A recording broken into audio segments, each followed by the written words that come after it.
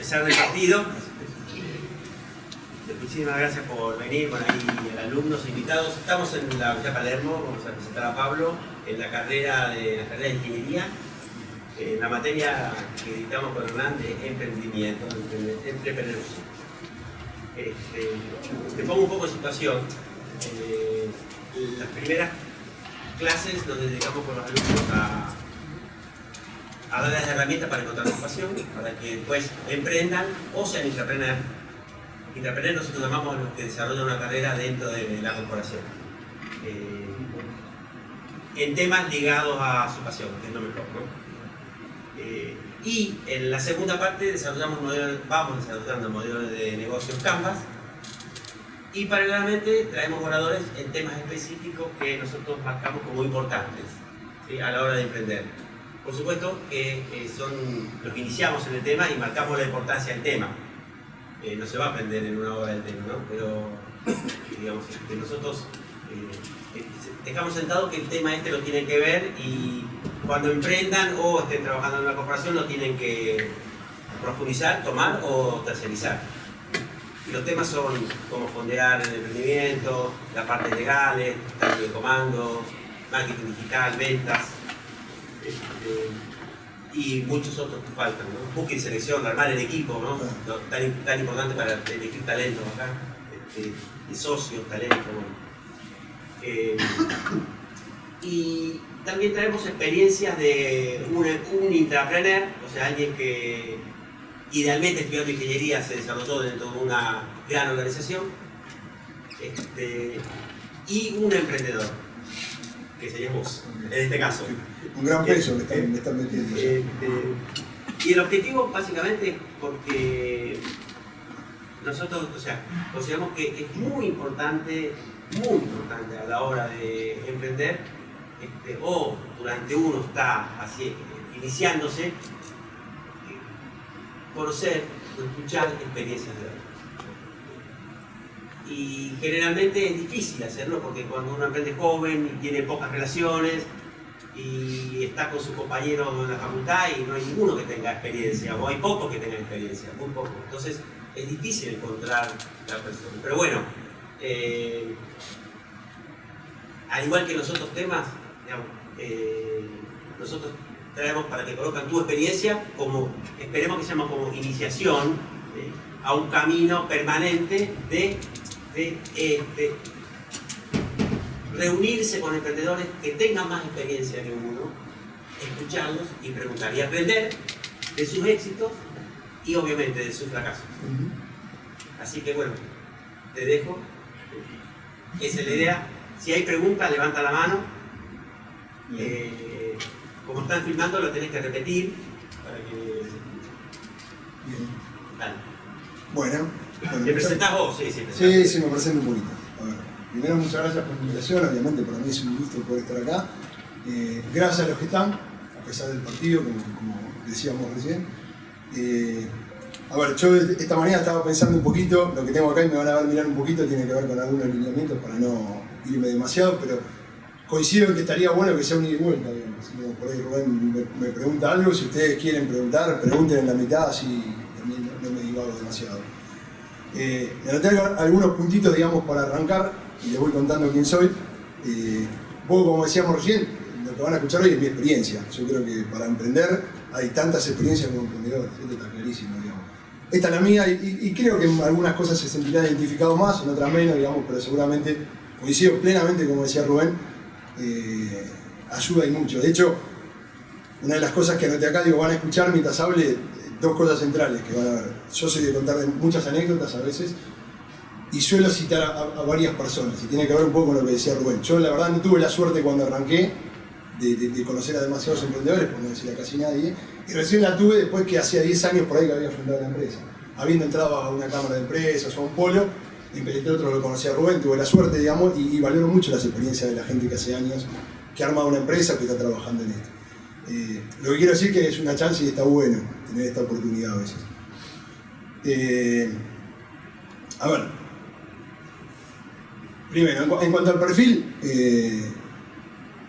digamos, yo estudié en la Universidad de Buenos Aires, Facultad de Ingeniería, soy recibido tengo la licenciatura en análisis de sistemas, no la ingeniería, que la ingeniería se creó cuando yo terminé y la verdad que no iba a hacer las 7 o 8 materias que me quedaban, que tenía que ver con química, física y estas historias. Así que soy licenciado de ahí. Me encanta la tecnología, ahora les cuento un poquito, digamos. Hoy pensado, porque tengo una idea, hoy tengo 45 años y, por ejemplo, bueno, me gusta todo lo que es iPhone, todo lo que es Apple, ¿no? Y hace 15 días atrás salió el iOS 12, que es el nuevo sistema operativo. Bueno, yo durante 15 días estuve esperando que salga el iOS 12, solamente por algunos detalles que el 17 de septiembre que salió el iOS 12, que salía a las 12 horas de California, yo arranqué acá a las 10, dale hasta que salía la actualización. Digo, me encanta, por estupideces, porque yo sabía que traía algunas cosas que me servían para el auto, para el CarPlay, digo, me encanta eso, más allá de que hoy no pueda desarrollar por ahí porque estoy más metido en la empresa, digo, cuando sea más grande trataré de volver a desarrollar si puedo y a pescar con mosca que me gusta, pero digamos, me sigue apasionando como el primer día. Bueno, dicho esto, vos andás interrumpiendo con ideas, le voy contando a ver. Se me ocurren ya mis cosas, pero no, dejame un poco porque si no, ¿sabés qué? Me voy a volver más. Vamos así.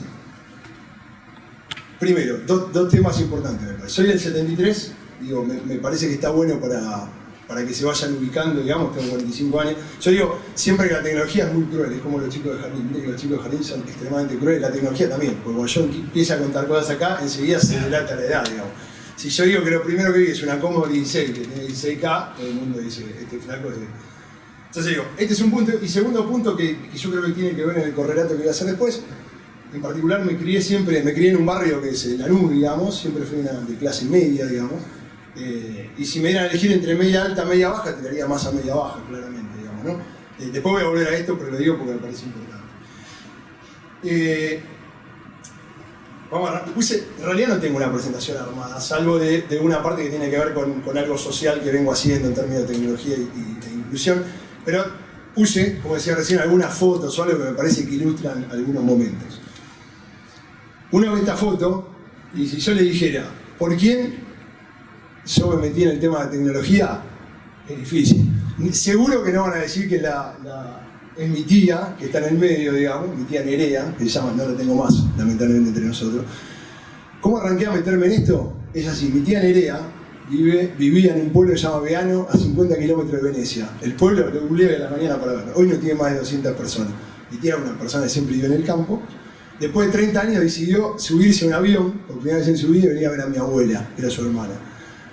Claro, agarró una valija, debe haber metido un montón de cosas en la valija dentro de su ropa. Cuando llega, abre y aparece esto, ¿no? Aparece esto, que era la Commodore 16. En ese momento, cuando apareció, yo tenía que sabía que estamos hablando, yo lo asociaba con la máquina de escribir. La verdad es que se fue mi tía, empecé a ver, claro, yo empecé a ver que esto, en un momento, venía con un manual, que en un momento era BASIC, no sé, algunos lo sintió nombrar, digamos, el lenguaje. Cuando yo descubrí que en la máquina vos podías ponerle 10, print hola, 20, go to 10, y la máquina escribía hola, hola, hola, yo dije, esto es fabuloso. O sea, si tú ves, no estamos hablando del año 80 y pico, era una cosa que no existía, yo estaba acostumbrado a la máquina a escribir, y yo en el secundario aprendí dactilografía con un cartón para aprender a escribir. Cuando yo vi que había una máquina que respondía, que yo podía mandarle instrucciones, para mí fue, bueno, obviamente en ese momento no sé si me di cuenta, siempre digo lo mismo, hoy lo cuento de 30 años después, pero claramente eso a mí me marcó de por vida. Me empecé a comer el manualcito que traía, que era un desastre, pero tenía que ver con el tema de BASIC, cómo funcionaba BASIC. Esto lo había armado hace poco que fui a la Horta y les contaba a los chicos. Conseguí este libro espectacular, lo único que había encontrado en ese momento en español. Este es Arturito. Yo tuve el azul, nunca conseguí el verde. Yo aprendí con el azul, ¿no? Que decía BASIC para niños. Como pasa con casi todos los chicos, ¿por qué lo compré? Porque en un momento decía que iba a poder llegar a programar un juego. Ese era el azul. ¿El juego cuál era? El ahorcado. Pues al final era el ahorcado el juego, no había mucho más para hacer. Pero para mí fue, bueno, yo aprendí con ese libro. Es más, encontré googleando ahora que existe un grupo que se llama, ¿cómo le dicen? La berenjena radioactiva, con la forma que tiene y el color. Y son todo lo que aprendieron con Arturito, que en su mayoría son de España, ¿no? De españoles. Pero bueno, yo me formé un poco con eso. Traté de hacer cuanto curso había, y honestamente era algo muy complicado en ese momento. Digamos, obviamente estamos hablando de los modems, BBS, o sea, yo no tenía la posibilidad de buscar en internet nada. Pero bueno, empecé. la Comor Diseño estaba en Argentina, o sea, recién llegó la que era 64, digamos. Tenía algunos amigos, empecé a encontrar amigos que tenían la famosa Texas 99, que para mí 99 era 99K, de memoria, la mía tenía 16, o sea, yo estaba en años luz esa del 99. Pero bueno, tampoco, digo, esto de dónde vengo, tampoco tenía posibilidad de comprar una del 99, no había ni alternativa. Pero bueno, empecé con esta movida. Bueno, avancé, hice la secundaria. Para que tenga una idea, y empiezo con las anécdotas. Ya nunca me llevé ninguna materia. No era el típico traga, pero no me llevé materia. Y era un candidato, me acuerdo siempre, un candidato varón, era un candidato para ir a la bandera. ¿Saben por qué no llegué a la bandera? Porque me clavaron 5 amonestaciones en quinto año por pelearme con el profesor de computación. Me agarré con el profesor de computación, pues yo no podía creer que eso nos enseñaba multiplan, que es como si ahora te enseñara Excel. Yo decía, no me enseñes más, esto flaco. Claro, lo fui acumulando en el año y a fin de año le dije, no, bueno, puedo enseñar computación porque yo quería programar. Me acuerdo como si fuera hoy. Yo quería que me enseñaran porque no sabía cómo funcionaba la base de datos. Entonces no tenía manera de persistir los datos. Yo hacía programitas en mi casa y todos los programitas eran variables a memoria. No persistía nada. Bueno, me calenté y bueno, terminé mal, me pusieron las 5 amonestaciones, nunca llegué a la bandera. Pero cuando terminé la secundaria, mis viejos, y esto tiene que ver con un tema de, hablábamos con Rubén el otro día, del mandato familiar. Mi viejo contador, mi vieja perito mercantil, la ayudaba a mi viejo, tenía un estudio en casa, mi hermano perfilaba para contador claramente. Yo tenía 18 años, hacía 2 años que estaba de novio con una flaca que iba a estudiar contador. No quiero desmerecer en nada a los contadores, pero cuando hay dudas uno va para el contador, para el abogado. Y está bien, no pasa nada, pero digo, es lo que suele pasar. Pues esto están grabando, estoy limpiado. Pero no dije nada. Está bien, venimos bien. Venimos bien, no, por eso, claro, un pipa. Pero, entonces digo, pasaba esto. Me acuerdo, bueno, 18 años, terminé la secundaria, mandato familiar, hay que trabajar, ¿no? De hecho, yo toda la facultad, y no reniego de eso, muy por el contrario, la hice trabajando. Miren, para que tengan una idea, esta es una constante que la anotaba acá, y no sé si tiene que ver con todos los emprendedores, yo creo que hay una gran parte de eso. Cuando yo laburaba en el estudio con mi viejo, no sé si a ustedes les pasa, siempre, y me pasa hoy en día, siempre tuve la sensación de buscar cosas para mejorar, siempre. A mí siempre me parecía que siempre las cosas se podían hacer mejor de lo que estaban hechas. Me acuerdo un caso que pinta muy bien lo de base de datos, de cómo me pasaba. Mi mamá liquidaba sueldos, mi vieja. Entonces me acuerdo de una obra social que era OSPLAD, obra social de los plásticos, o algo por el estilo. ¿OSPLAD? Docente. ¿Docentes OSPLAD? Obra social de los docentes. Bueno, de los docentes. ¿Todavía está? Bueno, escuchá, mi vieja tenía que presentar todos los meses una planilla a OSPLAD con todos los empleados de determinada, sería una escuela en ese momento.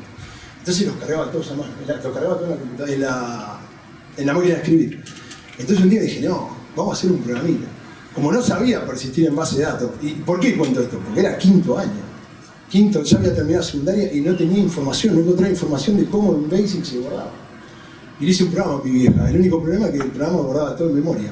Entonces eran 40 empleados. Si se equivocaban en el 38, en lugar de Rubén Minón, les faltaba la D final, le ponía Rubén Minón, le daba Enter, tenía que volver a cargar el 49. Igual mi vieja lo seguía haciendo porque aún así era más fácil que hacerlo con la máquina de escribir, que tenía que borrar con el input. Pero digo, esto fue una constante que si yo tengo que rescatar me fue pasando durante siempre buscar una manera de hacer las cosas mejor, de buscar la vuelta, de querer mejorarlo, de querer innovar en eso. No me quiero... Aprovecho para... Sí, dale. Nosotros le dedicamos mucho tiempo al tema de encontrar la pasión. Sí. Y una de las herramientas, porque la mayoría no la tiene, Sí. Una de las herramientas para el que no la tiene es explorar qué te gustaba hacer cuando tenías 10, 11, 12 años. Claro. Y en vos está claro. No, yo digo, a mí claro. Yo creo que eso... sí, ahora, no estudiaste informática inicialmente. ¿Qué pasa? Me tengo que anotar en el CBC. Otra vez. Padre contador, madre ayuda en contaduría, mi hermano que va a poner contador, mi novia, 18 años, es muy influyente ese tema. Contador, que hizo FIUSA, contador. Gracias a Dios. Eso también lo hablamos del mandato familiar. También. Y mirá que también hay un tema. Yo no tenía gente conocida. Hoy creo que eso yo mismo lo cuento y me asombro. No había gente que estudiara sistema. yo no tenía gente conocida que estuviera haciendo. ¿Qué año era? Y estás hablando del año, yo no lo tenía, digo, del año 90. Había muchísimo. Y había muchísimo, pero bueno, te estoy diciendo algo que no es menor. Bueno. Lanús, familia media baja, teníamos gente que estudiara sistemas. Yo no lo tenía. Sí, a ver, te digo otra cosa. De los 30 que éramos en mi división, nadie, ni por asomo, estudió sistemas. Entonces, la verdad que yo lo veía, bueno, estudié, hice 2 meses, dije, esto no es para mí. O sea, gracias a Dios, dije, esto no es para mí. Es el día de hoy que me acuerdo a mi viejo diciéndome, ¿de qué vas a vivir? Terrible frase, ¿de qué vas a vivir? Y yo le decía, de hacerle los programas que te hago a vos, de hacérselo a otras empresas, digamos. Mi viejo lo entendió 10 años después, creo, cuando vio que estaba más o menos la empresa y lo entendió. Pero digo, terminé haciendo eso, pero bueno, por suerte en ese momento hice un cambio. No me fue fácil, honestamente. Hoy cuando repasaba, digo, no me fue muy fácil el tema de la facultad. La verdad que yo quería hacerlo en la UBA, que también era un tema hacerlo en la universidad pública. No me arrepiento de eso. Me costaron bastante las matemáticas. Por eso, y Rubén es uno de los que peleó mucho por eso yo apoyo muchísimo el tema de la división de las carreras, ¿sabes? No sé si debería decirlo acá en ingeniería, pero lo siento así, digo, a veces está bueno poder estudiar software sin tener demasiada matemática. A mí particularmente me costó mucho. Análisis 1 la hice enseguida porque estaba en el CBC, pero análisis 2, que la pude ir arrastrando, no la hice hasta que no me quedó ninguna correlativa del otro lado de hacer, esta es la verdad. Por el contrario, el tema del software, la verdad que me fue relativamente fácil. Yo ya estaba acostumbrado a programar, había programado bastante, entonces era una cuestión de aprender lenguajes y demás, pero fue algo que fui llevando bastante bien, digamos, en esos términos.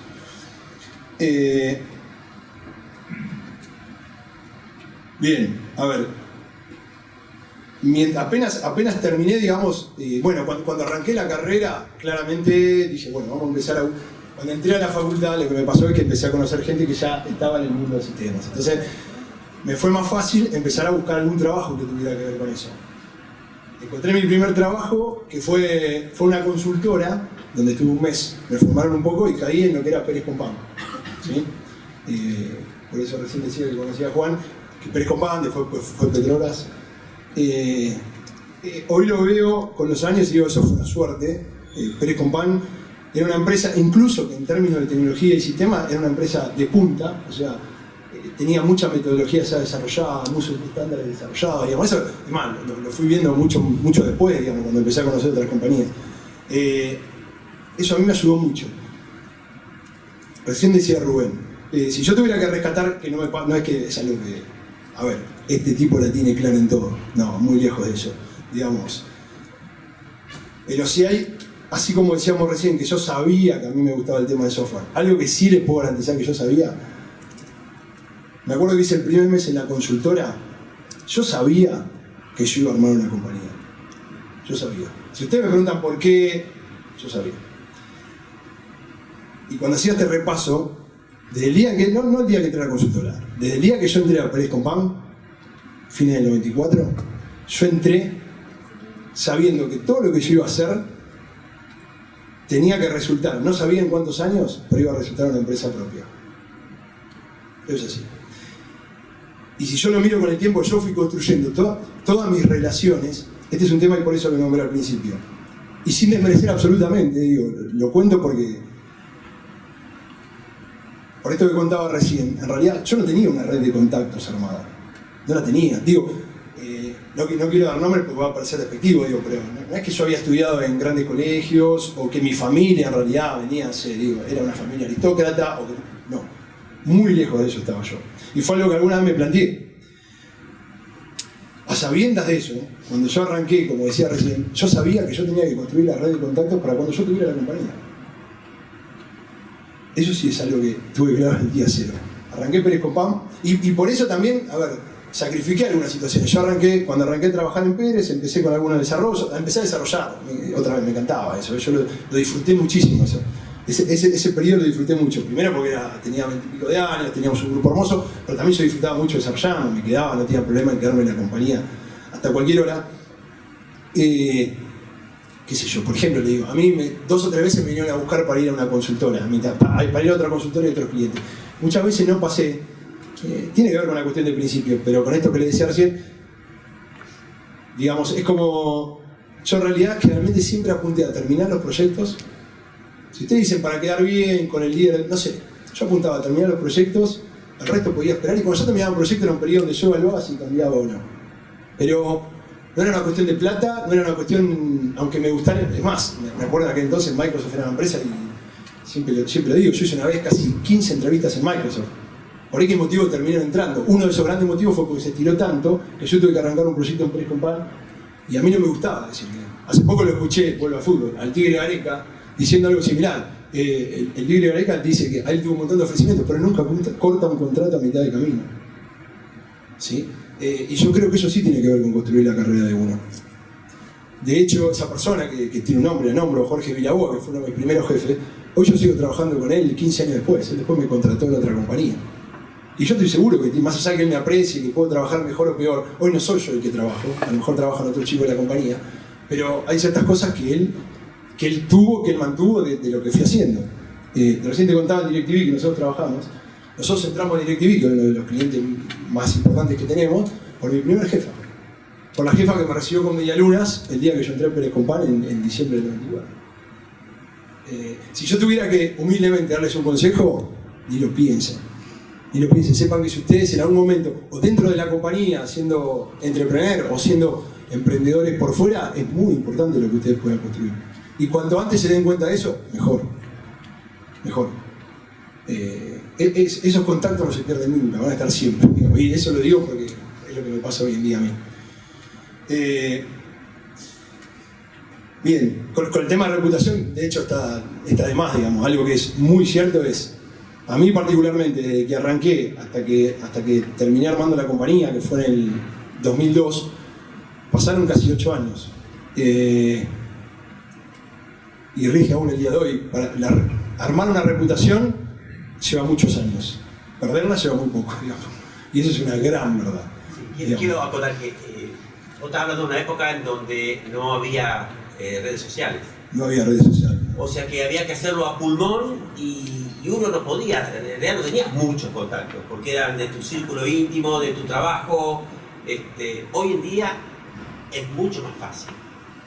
Es mucho más fácil, pero hay que prestarle muchísima atención. Mucha atención. O sea, es mucho más fácil, pero también es cierto, Rubén, que estás mucho más expuesto también. Es lo que vos decís. No, pero por eso, cuando él habla que terminaba su contrato, que terminaba su proyecto, el ejemplo de Tigre Gareca, sí. Eso tiene muchísimo más importancia ahora que antes. Sí. Y a veces lo que pasa es que vos en ese momento no lo ves. Hasta te diría, lo haces a veces porque era mi forma de ser, porque tenía que ver con la crianza que he tenido en mi vida, digamos, pero a la postre, y yo te voy a decir, hoy es importantísimo. Sí. Respecto al contexto del país y económico, ¿cómo vivías en algún momento? Porque terminé de armar la 2002, pero durante 8 años anteriores. Todos esos 8 años, sobre todo. Sí, claro. Me preguntaba con respecto al contexto país, digamos, pasaron 8 años entre, yo comentaba recién, hasta que armé la empresa y obviamente en nuestro país pasó absolutamente todo. Ahí te cuento eso. Estuve en el medio, algo que rescato antes de llegar a la empresa, me parece que está bueno. En un momento, no hice demasiados cambios por esto que contaba, pero en un momento accedo a ir a una consultora, ¿no? De una persona que conocía, estimaba mucho. Yo tenía en aquel entonces, más o menos, contemos, unos 26 años. Y después de muy pocos meses, entré como líder de proyecto. A ver, yo creo, y tiene que ver con la charla y por eso lo cuento, ¿no? Digamos, yo creo que tenía cierta pasta por ahí para manejar un poco equipos, digamos. Tenía cierta llegada, entendí que tenía cierta llegada a los clientes y si querés facilidad de vender.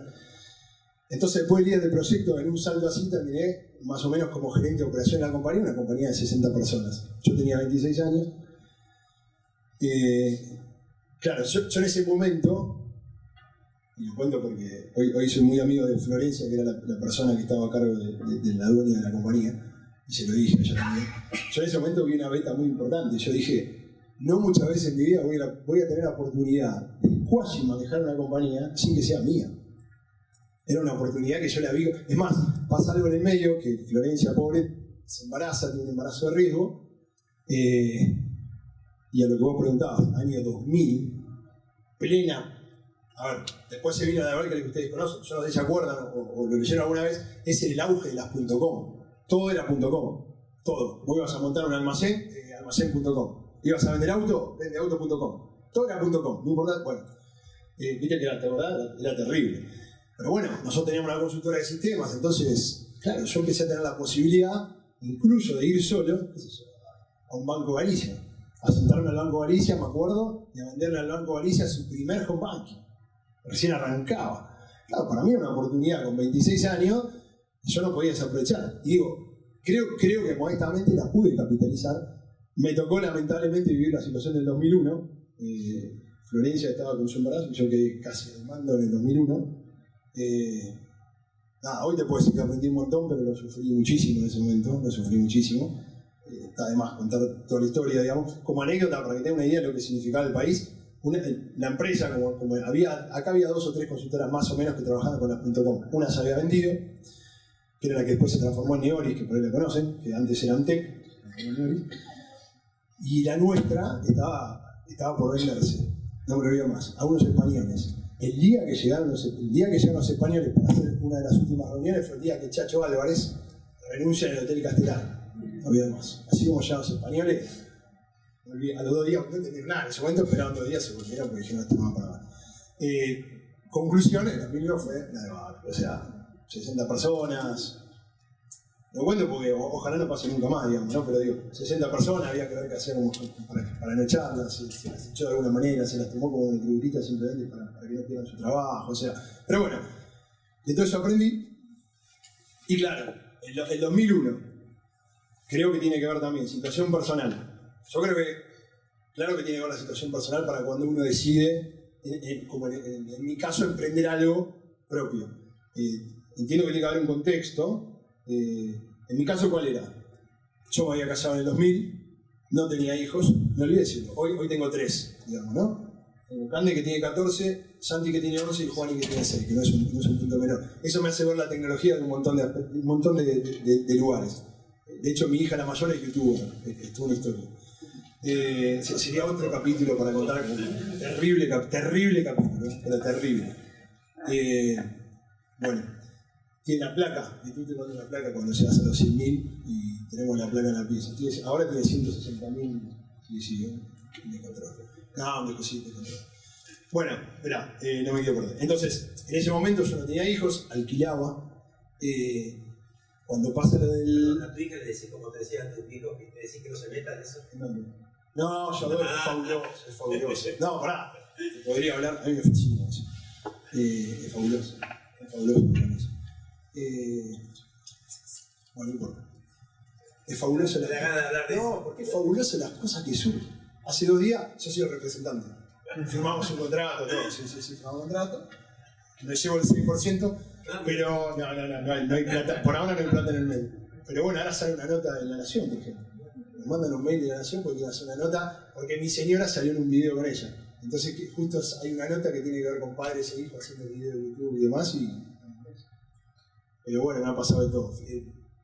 Tiene revista de cumpleaños de 15, salen 2 o 3 revistas, pero está bueno porque ella se da la opción de elegir. El otro día me llegó un mail que no respondí. Si quería actuar en la sala Pablo Picasso en un show musical en el Teatro de la Plaza. No, ella no. 14 años, no. Le filtré el mail, pum. No, por algo soy representante, pum, al spam. Bueno, eso no. ¿Vos me vi el video? No, porque esa no, vos te pensás que va a ver el padre, no. 14 años no te mira el padre ni no. Bueno, entonces digo, el contexto se prestaba para eso. Entonces, a ver, yo ahí vi que estaba la chance de decir, bueno, este puede ser el momento. Yo lo venía pensando, no tenía mucho que perder, esta es la verdad, no tenía mucho que perder. Fue interesante porque también tuve esa tentación, cuando me senté, lo hablé, yo tenía muy buena relación con Florencia y otro dueño. Me ofrecieron en ese momento, hoy lo recordaba, dato no menor, yo cobraba en ese momento 1 a 1 $. Yo tenía 26, en ese momento 27, cobraba $5.500 por mes. O sea, algo así como 220.000 pesos por mes. Yo tenía 26, 27 años. Bueno, en eso soy medio duro, digamos. Yo ya como les conté al principio, yo tenía esta idea. Obviamente ellos me ofrecieron eso, un poco más, y el 10% de la compañía. No, o sea, yo ya tenía decidido que no. Hice algo que ahora viene a colación y lo cuento. Esto que cuento aplica a casi toda mi vida, y pasa en esta situación, y tiene una tinte profesional y un tinte personal. Lo voy a contar, no por mis palabras. Una vez lo escuché a Ricky Sarkani, que es el de los zapatos. No lo quiero pensar, no, es el empresario que maneja todo el tema de. Bueno. El tipo dijo algo que a mí me pinta de cuerpo y alma. Dijo, hablando de lo previsor que era él, de lo exigente que era él, ¿no? Dijo, cuando le preguntaban, dijo, ¿sabes qué pasa? Dijo, yo durante muchos años jugué al ajedrez. Muchos años. De los 10 a los 15, 16 años. Jugaba muchísimo al ajedrez. La esencia del ajedrez, decía él, es prever los movimientos del oponente. ¿Sí? Vos te sentás en un tablero y pensás todas las jugadas que el oponente puede hacer para que después efectivamente haga una. Ninguna, pero eventualmente una. Yo soy igual. Eso, decía Sarkani, para los negocios es fabuloso. Es fabuloso. Para la vida personal es terrible. Es terrible. De hecho, yo estoy tratando, le doy la vuelta. No voy a contarle la vida personal porque no es la idea. Para los negocios es fabuloso. Recién Rubén decía, y está muy de moda hablar de los fracasos y demás, y yo comparto plenamente eso, ¿no? Quiero dejarlo bien claro, yo comparto plenamente, hay que lanzarse, equivocarse, aprender de eso, volver. No van a encontrar mucho de eso en mí. Tengo que ser honesto, aunque suene mal políticamente. Pero no lo van a encontrar porque yo preveo todo. Cuando yo hice esto, no acepté, pero ya tenía en la cabeza. Claro, yo manejaba casi todas las cuentas de la compañía, indirectamente. Indirectamente era la cara para todos los clientes, no la primera, pero la segunda cara, cuando había algún problema, era yo. Entonces yo arreglé con ellos y dije, yo no tenía ningún cliente en ese momento. Tenía mis ahorros, pero eran pocos, pero tenía mis ahorros. Dije, mirá, no, pero yo lo que te pido es, durante 8 meses, yo trabajo medios tiempos. Otra vez, olvídate, Florencia, que dije que yo no te voy a hacer ningún problema, ningún tema legal, nada. En ese momento había todo el 2001, de vuelta, olvídate de eso. No lo hice en mi vida, no lo voy a hacer. Lo que te pido es, bancame medio sueldo, yo tengo 4 horas por día durante 8 meses. Yo te dejo todo esto ordenadito, después me voy. Segunda cosa que le dije, igualmente la cumplí a rajatabla, es quédate tranquila que yo no voy a visitar a ningún cliente de los que vos tenés en la compañía y de los que yo fui a visitar. No lo voy a hacer. Después de unos años, si voy a ver alguno, te lo voy a avisar de antemano. Gracias a Dios nunca tuve la necesidad. Claro, a mí me dejó una posición inmejorable. Yo a los 4 meses ya tenía un cliente. Yo cobraba de ahí, me fui manteniendo. Sépalo, si no sabes así, por lo menos en mi experiencia, cuando uno ve la compañía, uno hace la hoja membretada, va a comprar la carpetita, arma la carpeta, consigue las reuniones, va a las reuniones, no existe secretaria, no existe absolutamente nada. Nada. Y a mí eso me encanta igual, digo, hoy yo no tengo secretaria, no me gusta. Gracias a Dios las cosas que hago, creo que lo decía Facundo Cabral, hago las cosas que amo hacer. Entonces no existe nadie que las haga por mí, digamos, en el sentido. No está mal tener secretaria, pero digo, en general, yo disfruto mucho lo que hago y lo hago yo. Entonces, en ese momento tuve esa chance y así arranqué. Conseguí mi primer cliente y ahora voy redondeando un poco la idea, después si quieren hacer un ida y vuelta, pero digo, arranqué con la empresa. Empecé a trabajar, el primer cliente lo iba haciendo yo y acá viene algo piola también, a ver si me olvido, pero antes de entrar en esto, que está bueno, sí. Claro, no sé si lo vas a contar más adelante, pero ¿tenías equipo cuando arrancaste a buscar clientes o dijiste, bueno, me embarco, busco un cliente y después lo armo o según el cliente, según el proyecto voy armando? ¿Cómo? Muy buena pregunta. Digamos, la pregunta apunta si yo tenía el equipo cuando arrancamos efectivamente o lo fuimos buscando después. Cuando yo arranqué, ese momento también era otro contexto, se usaba mucho, te hablo de términos legales, mucho lo que era trabajar como monotributista, de hecho yo lo fui muchísimos años y demás. Sí, eso, ahí va. Lo primero que hice cuando conseguí el primer cliente fue tomar una persona, suele pasar muchas veces, agarré a un amigo y me acuerdo que no sé, facturábamos 10 pesos, él se llevaba 7, digamos, claramente. A mí me interesaba que trabaje conmigo, que sea alguien responsable, me interesa, en ese momento no era el foco, está tratar de que sea más rentable, menos rentable para no invertir, no era eso. Lo primero que hice fue empezar a hacerlo con él. Pero en realidad, tema 1. Tema 2, creo que es importante. Yo arranqué, estaba solo, pero yo era socio de una empresa. Para todo el mundo, yo era socio de una empresa. Cuando yo iba a una compañía y me presentaba, era una empresa. No importa. ¿Sí? Hay una anécdota que se cuenta mucho en la industria petrolera. Bueno, Néstor Vicente, petrolero de muchísimos años, siempre cuenta una anécdota que cuando arrancó de cero, se presentó una licitación.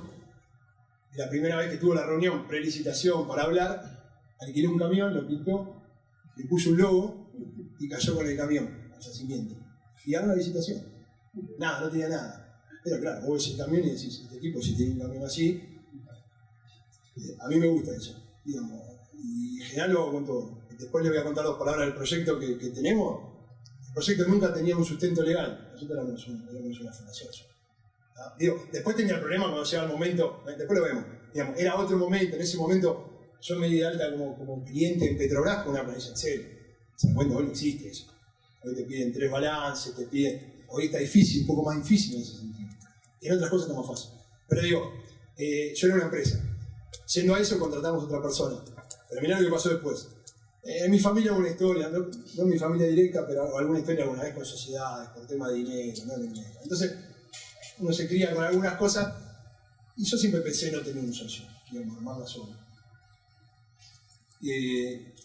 Acá hubo otra cosa que me parece que está buena, con los años me di cuenta, es a veces, cuando uno tiene esta idea de arrancar, yo en mi caso tenía mi señora, Nati, si es mi mujer, obviamente compartía con ella esta idea de cómo nos lanzábamos, cómo no, obviamente uno se imagina que si uno tiene una familia, esto es un proyecto de familia, digamos, ¿no? Porque cuando vos te largás, en general tu señora tiene trabajo, tenemos que ella puede sustentar por ese dinero si pasa algo, digamos, no es que uno se larga solo si tiene. Tu señora trabajaba, tenía un ingreso de ahí. Sí, absolutamente trabajaba. Y vos tenías la mitad de tiempo del ingreso en la consultora. Exactamente. Y es lo que digo. Acá es como cercano, tenía todo armadito, podía fallar, digamos, ¿no? Pero. Y tenía una base. Lo que nosotros llamamos grado de libertad. Sí, que por ahí si yo hubiera arrancado a los 21, 22... ¿Tenías hijos? No tenía hijos. No tenía hijos. No tuviste que salir a la zona de confort. En realidad. Si querés, no tuviste que renunciar a algo para mandarte de lleno al vacío. No, claro, al vacío no. No, tuve que renunciar a un sueldo, a una posición, sí, pero claramente no salté al vacío. No salté a medias, como dice y me pasó esto, sí, que es un punto que yo quiero rescatar. En un momento, bueno, obviamente había comentado con mi señora, había un compañero mío de facultad, mi socio, Ariel, le iba a decir el gordo cariñosamente, ya no está gordo, pero en ese momento le decíamos así. Y yo tenía la sensación de decir, de compartir. Ahora me animaba. Un día fuimos a festejar el primer cliente que había conseguido con él, con mi familia. En un momento me voy al baño y mi señora le dice, Ariel, Pablo no se anima. Claro, Ariel tenía 2 hijos, no tenía casa propia, trabajaba en una empresa. Sí, dijiste cómo estaba. Y bueno, y Nati, mi señora, le dice, che, Pablo no se anima, pero yo creo que te quiere decir si querés ser socio. Bueno, volví de la cena, me hacen el comentario, esto termina en que él se suma a la empresa. Y acá voy a decir algunas cosas que yo creo que pintan de cuerpo entero, hoy que lo veo con los años, lo que yo sentía en ese momento. Yo me senté con él, eso fue un jueves, me acuerdo. Me senté con él el lunes, en Puerto Madero, que era donde estaban los primeros clientes, en el Coffee Store de Puerto Madero. Me senté con él. No se lo puedo mostrar, hoy se lo pedí a Ariel, a ver si lo tenía, no lo habíamos guardado. Había hecho una PPT, 3 hectáreas. Le dije, Ariel, un solo cliente tenía. Ariel, yo te doy el 30%, yo me quedo con el 70%. La pregunta del millón es ¿de qué? ¿De qué? Si no había nada. Esto, como si fuera de mí, esto vale medio palo verde. Yo creo que esta compañía va a valer, y vale en el corto plazo medio palo verde. Vos te quedás con el 30%. El gordo me miró como diciendo, nada, Pablito, yo lo hago porque confío en vos, pero no me vendas esta sanata. Yo estaba convencido de eso, ¿no? De la misma manera que estoy convencido cuando voy a vender hoy y te vendo algo, estoy convencido. Convencido. Lo decía recién Rubén, yo lo pasé por alto, ustedes se van a dar cuenta.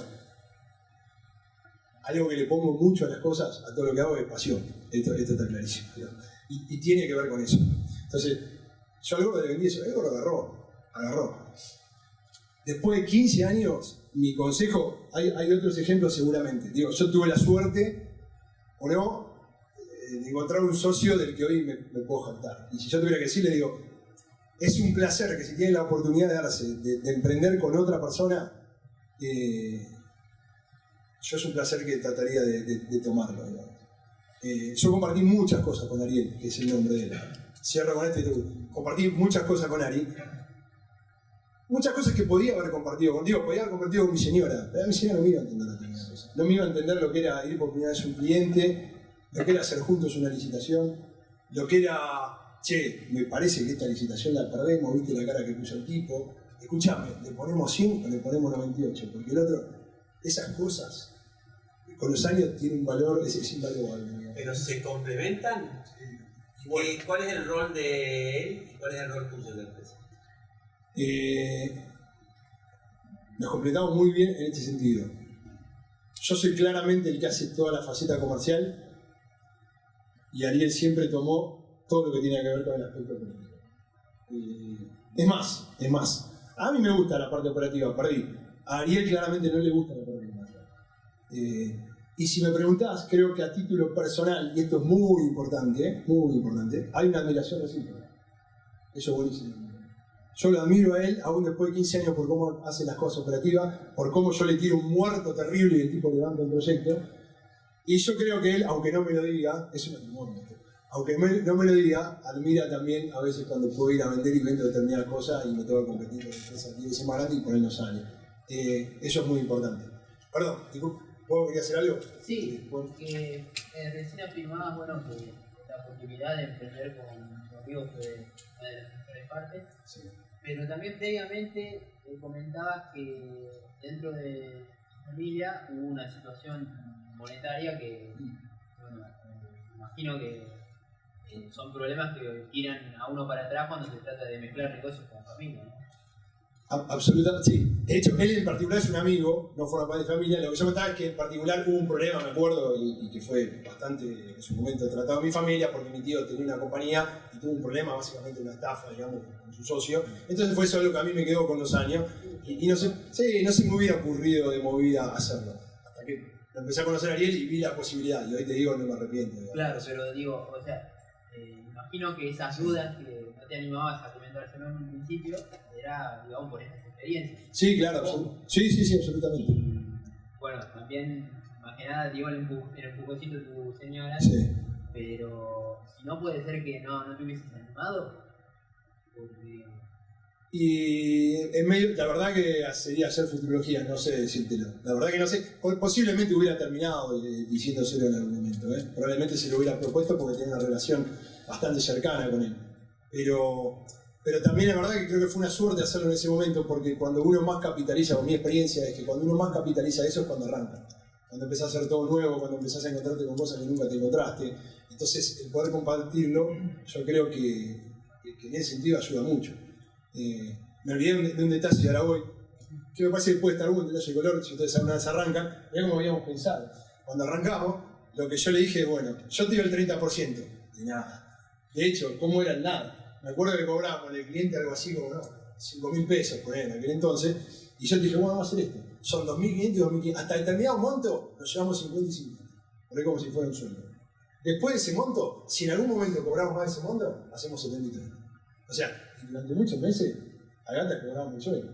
O sea, el tipo que diera un 30% no existía. Lo cual habla muy bien de Ariel o muy bien de mí, pero muy bien. No, quería preguntarte también relacionado con el tema de los socios, que me parece que es una pregunta para cualquier emprendimiento, si desde tu experiencia es mejor buscar un socio que te complemente, o sea, que piense, o sea, que por ahí no sé cómo expresarlo, pero que no te lleves tan bien quizás en lo personal, pero que sepas que puedes delegar en ciertas cosas laborales más en él, o si conviene privilegiar más la parte personal. No sé si... Sí, se entiende. O sea, lo que vos me preguntás es, ¿conviene privilegiar la parte personal de llevarte bien o bien buscar algo que te complemente en términos profesionales? Y que te complementes en términos profesionales a mí me parece muy importante. Muy importante. Sobre todo cuando vos estás arrancando una compañía, digamos. Porque está muy bueno que cada uno pueda hacer foco en algo diferente. Cuando vos arrancás una compañía de este estilo, sobre todo en los primeros años, tenés que ponerte a vender. O sea, una cosa que no es menor, digamos. Cuando vos armás, y lo cuento porque si arrancan algo una vez, estoy seguro que le va a pasar, creo que Rubén podría dar fe de lo que digo. La empresa nuestra se llama Q-Services. Cuando vos arrancás y vas a ver a un cliente, me pasa hoy también, por ahí un poco menos, pero yo voy a ver a un cliente, hipotéticamente, tengo una reunión de 1 hora. Bueno, la primera media hora tengo que explicarle qué hace Q-Services, quién es Q-Services. Hacerle entender a él que Q-Services no va a desaparecer. Hoy tengo 15 años, pero digamos, cuando teníamos 3 años, no va a desaparecer mañana y lo va a dejar en el medio del camino. O sea, media hora, con suerte. Y la otra media hora tengo que tratar de que él me explique lo que quiere, porque es una venta netamente consultiva, y yo le pueda decir lo que yo le puedo dar. Si vos vas con IBM, vos entrás, tenés 1 hora para venderle lo que quieras. Y encima tenés la caja de IBM atrás, porque nadie te va a preguntar qué es. Entonces digo, todo eso hace que cuando vos arranques, el camino es lindo, no hay nada más lindo que conseguir un cliente, es algo hermoso porque lo ves como propio, pero digo, lleva un montón de tiempo. Entonces a lo que vas, lo ideal serían las dos cosas. No sé si yo privilegiaría una o no, porque ya te digo, estás compartiendo mucho tiempo también. Pero si tuviera que decir entre las dos, si no te llevas muy mal, te llevas medianamente bien, y el tema del complemento, eso. Y respecto a eso, vos dijiste que trabajabas mucho mejor en la parte comercial, pero estuviste casi manejando una empresa en la parte operativa. Y le delegaste a él la parte operativa, vos no te metías, había como una regla, yo comercial, vos operativo, o te metías. Sí. Si tenían algún problema en lo operativo o pensaban en algo distinto, ¿cómo lo resolvían? Digamos, a ver, la pregunta era, yo decía que en realidad yo había en su momento estado como gerente operativo de una compañía, cuando armé la empresa me dediqué más a la parte comercial. La realidad es que si yo tuviera que decir cuándo me empecé a dedicar a lo comercial, netamente a lo comercial, no, eso pasó después de 5 o 6 años de compañía. En el medio, lo que pasaba al inicio, no teníamos tanta gente tampoco, entonces Ari agarraba algún cliente, yo agarraba otro cliente. Lo que era claro es que si en algún momento había que vender, ese era yo el que iba a vender. También es verdad que él me acompañó un montón de veces, pero ponía la cara generalmente era yo. Y nos íbamos complementando. La división no era tan clara como es hoy, por ejemplo. ¿Sí? Pero hoy digo, somos 60 personas, 60 y pico personas. Es diferente. En ese momento no ameritaba tampoco. Pero las ideas eran siempre muy parecidas, no tenían alguna diferencia en lo operativo, Hoy francamente no las tenemos porque si Ari dice, Ari va, y si no funciona, Ari verá qué hace, digamos, con la gente que hay. Pero, no, podríamos haber tenido, pero ya te digo, yo creo que el respeto mutuo en términos profesionales ayuda. Eso sí es un tema que yo haría sopesar mucho, Tiene que haber un respeto profesional, digamos. Vos tenés que confiar claramente en lo que el otro te puede dar. Si no, es muy difícil, porque si no estás cuestionando constantemente y te la pasás cuestionando en lugar de tener que hacer crecer la empresa. Sí. El tema del socio es muy importante. Es una de las causas fundamentales o más importantes por la cual las empresas terminan disolviéndose. Porque uno se asocia con el compañero de facultad o de la secundaria o un amigo. Claro. Y cuando va pasando el tiempo, comienza a haber diferencias. O sea, solamente algunas, ya así seguimos. No, sí. Fíjate, por ejemplo, cuando empiezan los dos están entusiasmados y trabajan full. Después, cuando el tiempo va pasando, quizás la cantidad de horas que le dedica uno es diferente a la cantidad de horas que le dedica otro. Capaz que, ¿cómo se llama? Ariel se casó con una chica que quiere que a las 6 esté en la casa. Claro, entonces la cantidad de horas es un tema. Otro tema que aparece es el tema del manejo del dinero. Sí, claro. El manejo del dinero. Sí. No, ese es otro. Déjame que te diga. El manejo del dinero es que hay gente que es muy desprolija con el dinero, muy desprolija, y hay gente que es súper ordenado, súper. Entonces ahí aparece diferencia. Y otra, que tiene que ver con el dinero, vamos a llamarlo la capacidad de tomar, de tomar riesgos. ¿Sí? Capaz que vos decís, che, vayamos a poner una oportunidad de poner una sucursal en Mendoza, o vayamos a Estados Unidos. Y tú dices, no, pará, queremos acá. Entonces, esa capacidad de tomar riesgo también incluye.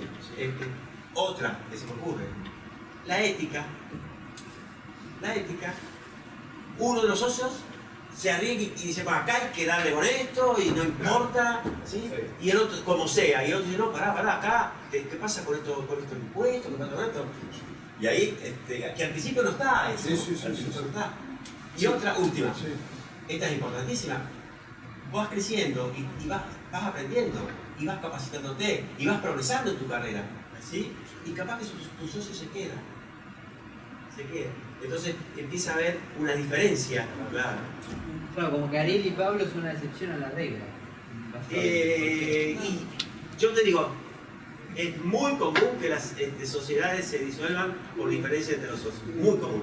Por eso nosotros vamos a tener ahora una charla, una de las charlas especiales, claro, que hay que elegirlo.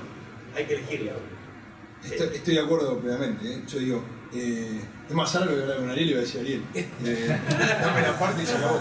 No, algunas cositas, digamos, porque yo creo, a veces, ¿cómo te puedo decir? Yo creo que va más allá de los profesionales. Creo que claramente la mayoría de los puntos, algunos no, porque vos planteás tiene que ver muchas veces con los profesionales, claramente. De lo personal, perdóname, más allá de lo profesional, digamos. La cuestión de la ética. A ver, hay algunos puntos que yo te puedo decir que creo que ayudaron en el caso. Por ejemplo, un detalle, y no es un mérito mío, pero tiene que ver con algo que veníamos hablando. En un momento, después de 5 años, yo decidí regalarle a Ariel un porcentaje más de la compañía. Decidí regalarle un 5% de la compañía. En función de nada, en función que yo creí que él había aportado a la compañía mucho, más de lo que yo me imaginaba. Y le regalé un 5%. Nosotros tuvimos ahora, y les cuento, miren, nosotros tenemos y la compañía, les soy absolutamente honesto, la compañía es muy rentable. Siempre ha sido rentable, salvo, lo digo siempre, en 2009, que fue un año que salimos hechos. Hay cuestiones que están resueltas al vamos, la ética está resuelta al vamos. Puede ser la única de todas las que la única, pero Ariel yo lo conocía bastante su vida.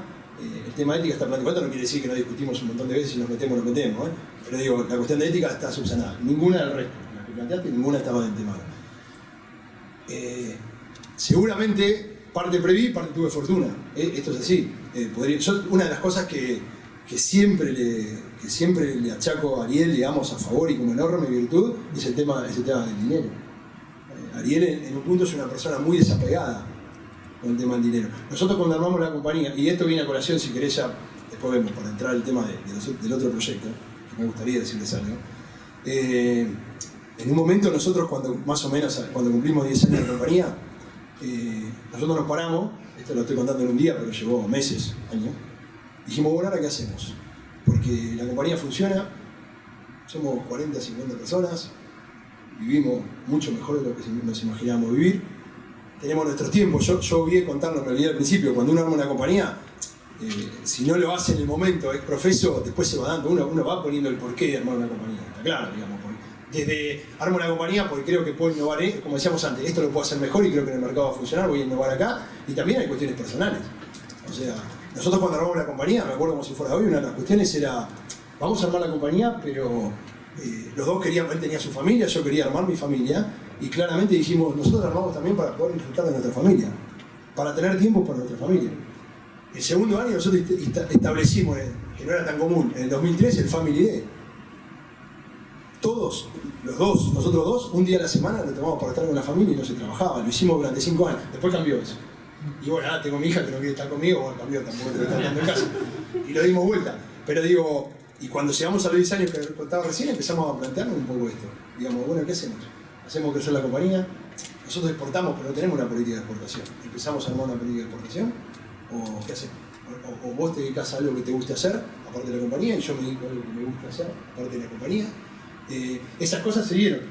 Si tuviera que decir al día de hoy, te cuento esto y mañana separamos y se desarma la empresa. Pero digo, la realidad es que hasta hoy la hemos llevado muy bien. La cuento así, pero digo, hay muchísimo diálogo atrás. Y también, por eso digo como matrimonio.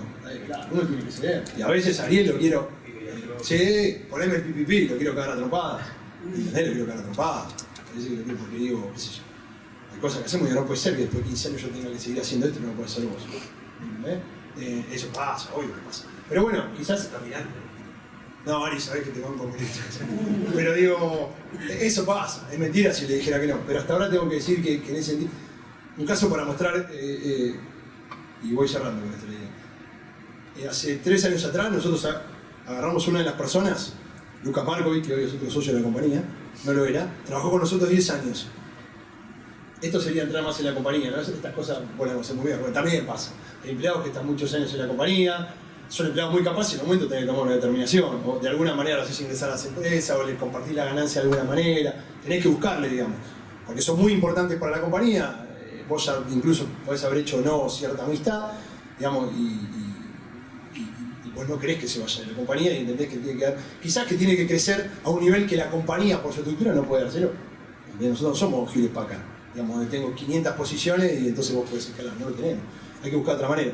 Bueno, nosotros decidimos, hace 10 años, siendo una compañía muy rentable, regalarle a él en porciones iguales un 19% del paquete accionario de la compañía. Y hoy yo me quedé con el 51%. Y no lo digo como una... Sí, creo que es un mérito de Ariel y de mí, si querés hoy lo veo, digo, yo me quedé con el 51%. El 19% que perdí, entre comillas, no cobré un peso. No cobré un peso por el 19%. Ariel pasó de su 35 a su 29. Se lo dimos en partes iguales. No cobró un peso por eso. Y hoy está Lucas en la compañía que tiene 19. Digo, hubo algunas cosas que por ahí fuimos haciendo que alientan este tema de decir, bueno, compartamos un poco más. Digamos, está bueno. Y hoy no tengo ninguna duda que, por lo menos después de 5 años, te puedo decir que fue un acierto muy grande también en Lucas. ¿Por qué? Porque si yo tengo otros proyectos, puedo tenerlo gracias a que los socios me bancan. Esto lo hablamos un montón de veces en la cámara y todo. Bueno, digamos, a veces, ¿cómo puedes hacerlo? Yo dedico a otras cosas, dedico bastante tiempo. A veces laburo hasta esta hora de la noche, pero bueno, te podría decir que un 40% del tiempo, 35%, sí ponerme el pipí porque yo siempre digo que es menos, pero digamos, lo dedico a otras cosas que no son de la compañía. Pero puedo hacerlo porque, bueno, mantuvimos esta idea de decir, la compañía sí, hagámosla crecer hasta acá, mantengamos los clientes, trabajemos, pero tengamos una vida por fuera de la compañía. Son cosas que creo que ayudan. Es una experiencia, como dice Rubén, hay otras que no son así, yo creo que cada uno tiene que evaluarlo. Tampoco... De todo modo, lo que haces fuera de la compañía te sirve. O sea, absolutamente. te sirve a la compañía también. Sí, claro, Rubén, sí. Nunca lo hice con ese fin, pero la verdad es que sí me sirve. Sí me sirve, la verdad que sí. Bueno, pará, ¿cuántos son? No quiero que se pase el tiempo de Boca tampoco, se van a ir. Sí. Pará, 20, 25. Sí, ¿Querés que arranquemos un poco con lo otro? Sí. ¿Me parece? Sí. Una Sí, dale. Cuando arrancaste dijiste que arrancaste sin 50-50 sin nada. Lo que es industria de software, ¿nació primero el producto o salís a ofrecer la nada? Porque si fuera un producto tangible, sabés lo que tenés, pero en el caso de software, salís con una valijita y le vendes una idea, o hiciste un caballito de batalla, un producto para decir, bueno, porque ni siquiera tenés el rubro, puedes vender una petrolera, una farmacia, una petrolera. ¿Por dónde se arranca? Porque claro. No tienes esa disyuntiva. Claro, la pregunta es si cuando arrancamos, en realidad arrancamos armando algún producto, que teníamos algo para ofrecer, o no teníamos producto, teníamos alguna oferta de servicio que teníamos. La realidad es que yo siempre vine del mundo de software, del desarrollo de software. Nunca trabajé incluso en ninguna compañía que tenga producto, digamos, haciendo implementaciones de producto y demás. Así que naturalmente el know-how mío venía por el lado de proveer servicios de desarrollo de software. Si querés... bueno, claro, ahí ubiquemos en el contexto. Cuando nosotros arrancamos, nosotros veníamos 10 años de convertibilidad. Acá estaba lleno de productos extranjeros, había muchos consultores extranjeros, que en el momento que se quiebran uno a uno, eso desaparece. Porque vos pasaste de pagar, claro, bueno, de pagar $1 a pagar muchísimo más con la devaluación. Una vez me lo dijo, me acuerdo, una persona que trabajaba en Petrobras, me dijo, mirá, tarde o temprano esto va a funcionar porque vos caíste en el mejor momento. Se cortaron todos los contratos y eso fue lo que pasó. Nosotros íbamos yo iba con una oferta que era mi currículum, un poquito mejor dibujado en términos de compañía, siempre era la compañía. Yo ya, lo primero que hice fue poner un nombre. Ya no era Pablo Fisa, era Q-Service, fue un nombre. Entonces, yo iba a ofrecer eso. Había algunos diferenciales que es un poco más largo de contar, que en ese momento casi no había todo el tema de testing, o sea, la verdad que se entregaban las cosas una calidad malísima, no estaba el concepto, había un concepto muy vago todavía de testear los desarrollos, así que nosotros, mi socio venía de una empresa que hacía efectivamente testing en desarrollo, así que empezamos sobre todo a sumar por ese lado, a marcar un diferencial, porque si no, digamos, no podíamos vivir solamente de lo que había pasado con la devaluación, y entonces empezamos a conseguir los trabajos sobre todo por ese lado. Y después también te pasa, digamos, cuando vos tenés una empresa de servicio, claramente cuando yo arranqué los primeros desarrollos, aparecía yo haciendo el análisis. Y eso tiene un valor agregado en términos de aquellos que te conocen, digamos. Una vez que conocen que va, bueno, apareció Lucas en su momento, ahora apareció algún otro, y yo me empecé a alejar. Nada, y los clientes entendieron que la cosa seguía funcionando igual, digamos. Creo que en este tipo de trabajo, sobre todo en este tipo de, cuando es servicio, es muy importante lo que decía antes, la trayectoria que uno puede construir en todos esos años. Eso en ese momento suma un montón, no tenga ninguna duda. Hoy tengo una reunión a la mañana y esto suena un poco pedante, y no es exactamente así, pero digo, hoy, después de casi 20 años, eso que antes nos dio trabajo, hoy, y entiéndase porque no es estrictamente así, pero si yo tuviera que decir, en muchos momentos de la compañía, nosotros elegimos con quién trabajar. Y que no suene pedante que diga, no, para este tipo tiene... No es verdad eso, digamos, pero dentro de lo que nosotros somos como compañía, y que por ahí no queremos tampoco expandirnos muchísimo, y nos damos ciertos lujos porque en general nosotros no tenemos marketing, la gente nos llama. Digamos, hoy fui de 9 a la mañana por una persona que trabajó en su momento en Petrobras y nos está llamando para trabajar. Entonces digo, claro, hoy es infinitamente más fácil vender, hoy no vendo. O sea, hoy voy, charlo con la gente, la paso bien y después terminamos viendo qué podemos hacer. Pero hoy, después de 20 años, y de comerme unas cuantas cosas. Yo con 45 no sé si me comería hablando mal y pronto, digamos, ¿no? Uno da servicio, comer en el buen sentido, digo, uno y soporta en el buen sentido, entiéndase, y lo digo para ustedes que mañana pueden emprender algo.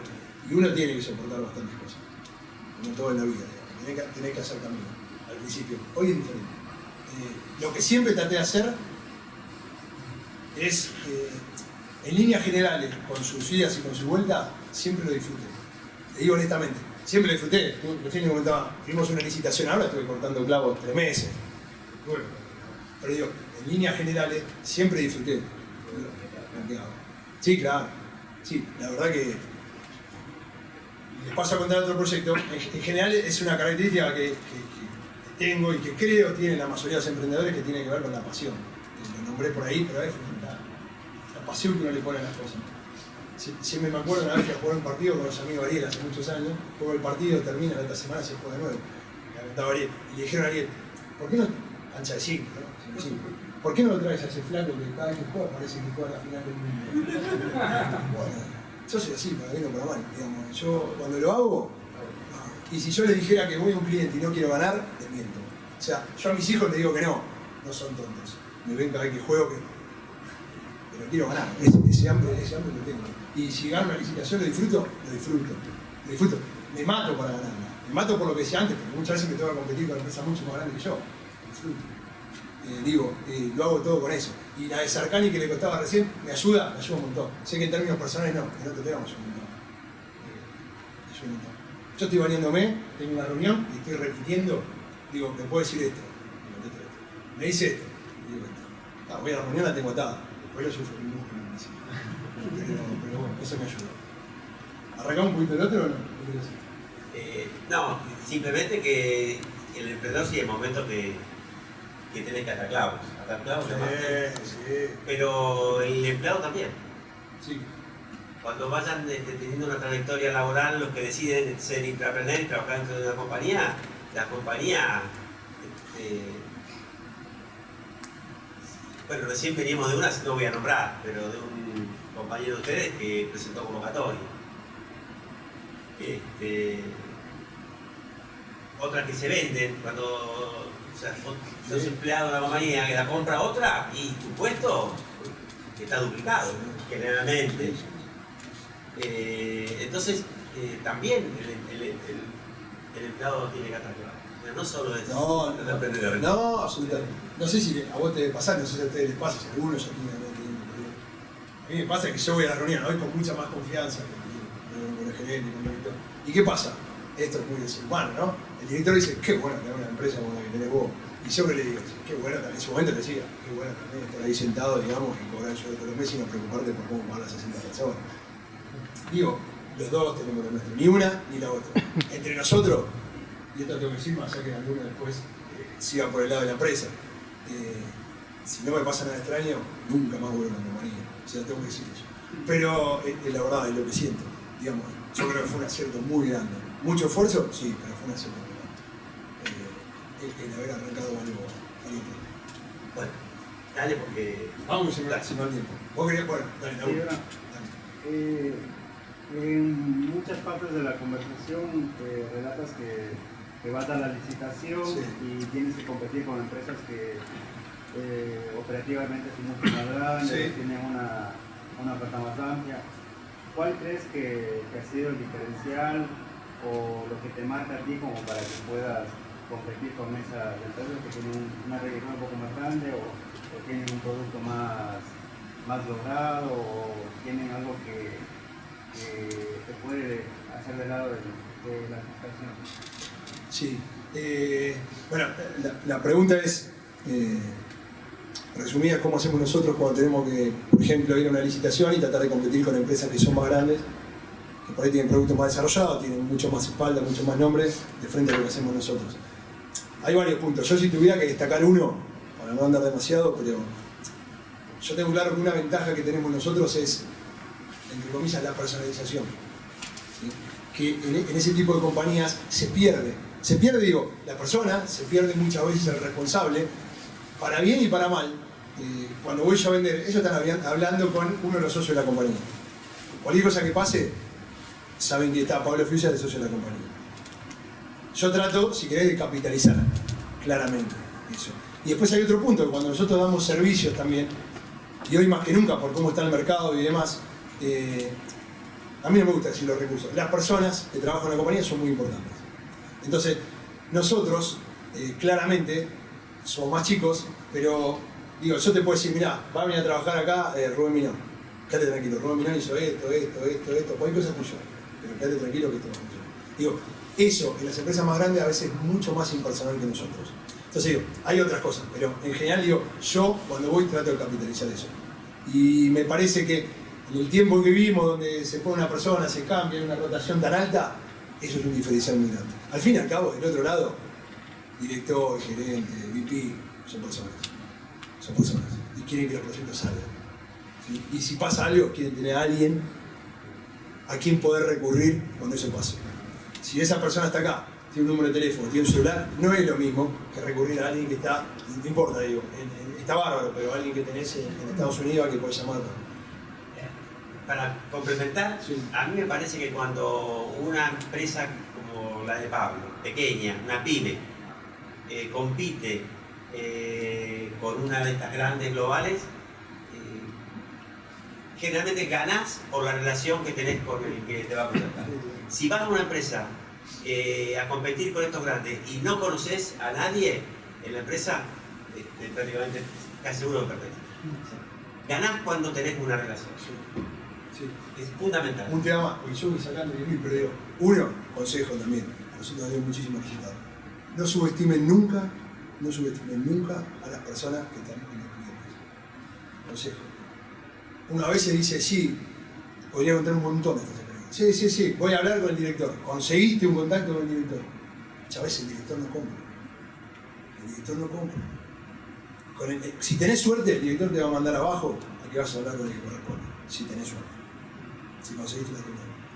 Muchas veces, 20 años después, nosotros seguimos vendiendo, yendo por abajo. Si vos convenciste al que finalmente va a trabajar con vos, él va a hacer el trabajo para tratar de convencer al que está arriba. Y el que está arriba va a decir, ¿a vos te parece que sí? No, dale, vos. ¿Okay? Un montón de veces vendimos así. Digo esto porque también me ha pasado lo contrario, de decir, voy arriba y vendo. No. Y a mí me pasó mucho eso, ¿por qué? Por lo que le digo. Digo, yo no estudié en ningún colegio, no me jacto de eso, claro. Entre nosotros, más allá que esté filmando, y no les voy a decir que no es un orgullo también. O sea, nosotros arrancamos siempre por abajo y vendimos un montón. Y después llegué al director. Después llegamos En realidad, la venta a... ¿Cómo? No, que eso que dice él que va por abajo, será porque también la estructura de tu compañía es más chica, digamos. O sea, a nosotros pasa, por ejemplo, IBM, en grandes empresas, directamente cuando saben que van a perder con la parte técnica, directamente van al director, al gerente, muy bien, son muy contactos, bien. son pares. Entonces, Muy bien. te terminan vendiendo al tipo que no sabe y te clavan a vos. O sea, eso es, en las grandes empresas pasa eso, por ahí eso es lo que tenés vos, al ser más chico, sabés llegar al contacto técnico que sabés que después de adentro te va a empujar a vos. Es verdad. Bueno, Es que muchas veces cuando, digamos, sos más chico, el director, el número uno, ni te recibe. pues sí. Sí, pero bueno, es muy común que la pyme en general, que se posicione en líderes. Y también las empresas de nicho, así decirlo, como vos, las más chicas, tienen ese diferencial que las grandes no lo tienen. Es terrible a nivel know-how todo. Vos vas a trabajar con IBM, esas empresas, está muy deprecado en la parte técnica y generalmente las más chicas son las que mejores empleados, recursos tienen a nivel de sistema. Esto está pasando mucho ahora, ¿no? Eso es verdad, me ha pasado. Vámonos. El que está, pues si no lo nombré y nadie lo conoce. El que está allá en la punta salía, tío. Así esta es una de las primeras fotos que la conseguí a la mañana. En un trabajo de superproducción conseguí esta. Que debe ser del año 2010, bueno. Esta la había puesto algunos clientes, olvídense. Bueno, les cuento un poquito de esto. Voy a pasarlo. ¿Cuánto tenemos? ¿Tenemos un ratito? Mírale vos como mira. No, pará, no quiero llegar mucho. 10 minutos. 10 minutos. ¿Está bien 10 minutos? Santa presión. Bueno, escúchenme, no, esto me apasiona, esto es lo que me gusta. Sí, y lo otro no le apasiona. No, no me apasiona. No, esto me apasiona. Bueno, rápido, ¿por qué arranqué con esto? En principio arranqué yo, después se sumó al toque y se sumó un toque. No sé si alguien escuchó Proyecto Dani alguna vez. ¿Proyecto? Proyecto Dani, está perfecto. Les contaba antes, a los 10 años hicimos un parate, decidimos también, aparte de la empresa, empezar a dedicar tiempo a cosas que a uno a otras cosas que a uno le gustaron. Se dieron cuenta, adoro la tecnología, yo tenía una inquietud de hacer algo en términos sociales, siempre la tuve. El primer arranque tuvo que ver con esto, les decía antes, yo creo que soy medianamente bueno para vender, la gente confía. Y el primer concepto que me acuerdo que tuve fue decir, bueno, voy a usar esto mismo, este don que particularmente tengo para vender, para tratar de conseguir fondos para gente que no tiene esa posibilidad que yo tengo, ¿sí? Que no tiene la llegada, que no tiene los accesos. Esa fue la primera idea. Me pongo al enano, porque obviamente, digamos, un día o una noche, después pueden escuchar, tuve la suerte de una charla TED en el 2015, si ponen Infusa la van a encontrar, y pueden hablar un poquito mejor en lo que es el proyecto. Pero un día, este Saus, que tenía diagnosticado TEA, que es trastorno del espectro autista, y un día en el 2012, para esta época, venía a cenar a casa. Somos muy amigos de él y de los padres todavía hoy. Hincha River, el padre de él tuve que sufrir de partida. Me decía que el de Pinora no había sido penal. Bueno, entonces, Agus viene a casa y en un momento lo vemos que él está sentadito en la mesa del living jugando con una tablet. Año 2012, el iPad había aparecido en 2011, yo tenía uno en casa. Claro. Hoy viene Agus, tiene 11. Cuenta todo, armario, todo. Claro, verlo sentado. Bueno, le preguntaba a mis hijos, nadie le había explicado cómo usarlo, nadie le había dicho nada. Esa noche terminó con su mamá, Laura, diciendo: Cristian, comprémosle a Agustín, no sabe cómo se llama, comprémosle esto, porque él no interactúa con nada que no conoce, sobre todo en la casa de otra persona, tan rápidamente. A mí ese día me quedó. En ese momento, no me di cuenta. Con este afán que tenía, un día voy a los 4 meses, participo en una charla esta vez de los papás de los chicos con síndrome de Down. Entre otras cosas, digamos, y lo digo muy burdamente, lo que es síndrome de Down y autismo comparten lo que es discapacidad intelectual, ¿no?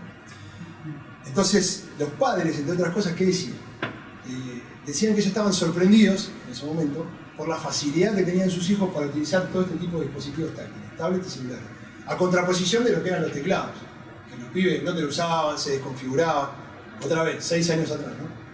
Entonces, ¿qué decían? Había varias empresas de software, estaba yo, en WQ Services, y dice, ¿se imaginan que podemos hacer algo pensado para los chicos? ¿Sabe qué quedó eso? Eso fue un día, ese día no me dio para llamarlo a quien había dado la charla, que era Marcelo, que hoy es presidente de ADA. ADA es los papás de chicos sin miedo. Al otro día lo llamo y le digo, che, Marcelo, me gustaría juntarme con vos. Nosotros no hacíamos desarrollo de mobile en ese momento. Me junto y digo, escuchá, Marcelo, yo discapacidad cero, le cuento el caso de Agustín nada más, pero yo tengo tiempo, A mí me encantaría, ¿qué se te ocurre a vos que podemos hacer? A vos, Marcelo, me dijo, no tengo ni idea. Marcelo en aquel entonces era gerente de sistema de Fraga, o sea, no era limpio, no tenía ni idea de lo que estaba hablando. No tengo ni idea. Entonces empezamos a hablar y digo, mirá, una cosa. Yo tengo tiempo, voy, no sé, los viernes a la mañana, dame centros que trabajan con los chicos, dame escuelas que trabajen con los chicos. Y yo me dedico a ir a las escuelas. Empiezo a ver cómo trabajan, empiezo a ver qué es lo que tienen hoy y qué es lo que se puede hacer. Lo habré hecho durante 6 meses. Empecé a ir, iba, hablaba. Claro, había que explicar que era una tablet, toda la pelota. Conclusión de eso. En un momento, bueno, nada, uno se empieza a enterar, otro se empieza a enterar, se empieza a sumar gente que tiene que ver con discapacidad, se suma Adra, se suma Padea, que son los papás de los chicos con autismo, se empiezan a sumar varios, no sé si tengo acá. Bueno, se suman varios, empezamos a armar un equipo, empiezo a ofrecerle a las empresas, ya teníamos delineada alguna que otra aplicación para hacer.